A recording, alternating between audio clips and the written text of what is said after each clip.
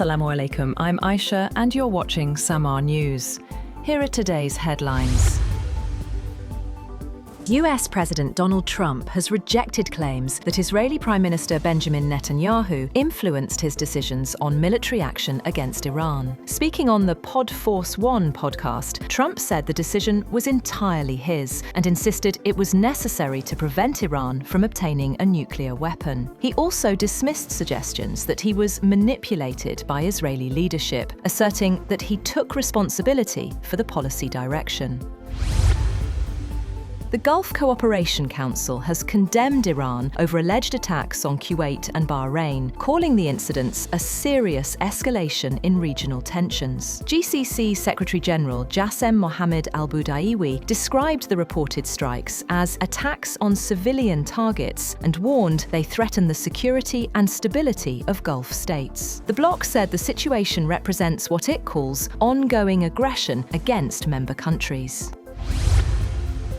Gulf hostilities have flared anew, with the US military saying Iranian missile attacks on Bahrain, Kuwait and other regional targets have been either thwarted or failed. US Central Command said the military downed Iranian drones targeting civilian ships and US forces in Kuwait and carried out strikes on Keshem Island near the Strait of Hormuz following attempted attacks by Iran. According to Iranian state media, the country's Revolutionary Guards attacked the US Fifth Fleet headquarters located in Bahrain, as well as an airbase and helicopters in an unspecified regional country using missiles and drones, in response to what the IRGC described as a US attack on a communications tower south of Keshem.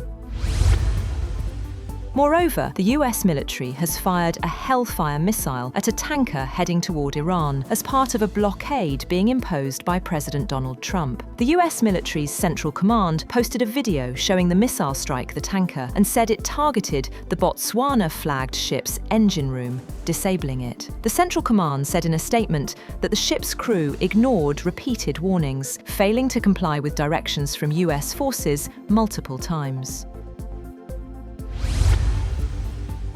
Kuwait has confirmed its first fatality following Iranian strikes, with authorities reporting one person killed and several others wounded. Officials say the attacks also caused damage to key infrastructure and diplomatic premises across the country. In response to the escalating security situation, Kuwait has temporarily suspended operations at its international airport.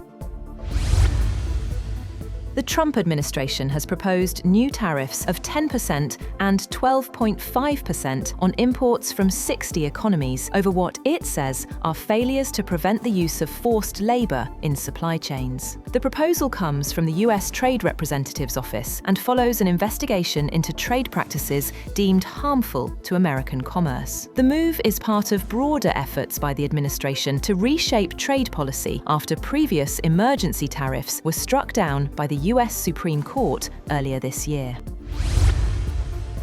The United States also announced sanctions on Iran's biggest cryptocurrency exchange, accusing it of enabling the Iranian government and blacklisted state institutions to circumvent Western sanctions. Treasury Secretary Scott Bessent said in a statement that while Iran's economy is in freefall, the regime has chosen to co-opt digital asset technologies for its own corrupt agenda, including evading sanctions and transferring wealth out of the country.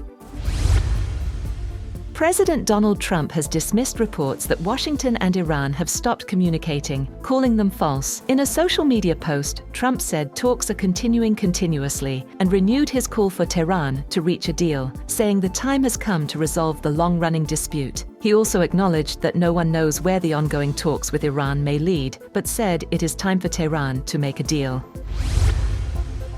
Iran says its online application system for vessel passage through the Strait of Hormuz is now fully open, allowing ship owners worldwide to request transit permits around the clock. Iranian authorities also say 24 vessels passed through the strategic waterway in the past 24 hours under coordination and protection from the IRGC Navy. Iran's Islamic Revolutionary Guard Corps says its forces remain on the highest level of alert and are fully prepared for any scenario. IRGC spokesman Saada Mohebi rejected US claims that Iran's military capabilities have been weakened and insisted Tehran maintains full control over the Strait of Hormuz. President Donald Trump has appointed Bill Poult as acting director of national intelligence. Poult, who currently oversees federal housing finance programs, will now temporarily lead America's intelligence community following the departure of Tulsi Gabbard. Russia has pounded Ukraine with hundreds of drones and dozens of missiles early, killing 23 people and wounding 130. Ukrainian President Volodymyr Zelenskyy said Moscow could launch a new assault for the second night in a row. The strikes on cities, including Kyiv and Dnipro, followed Russian warnings of systematic attacks on the capital after a drone attack on a dormitory in Ukraine's Russian-held region of Luhansk last month. Kyiv denies targeting the dormitory. That's all for now. For more updates, visit www.samaa.tv. Thank you for watching Samaa News.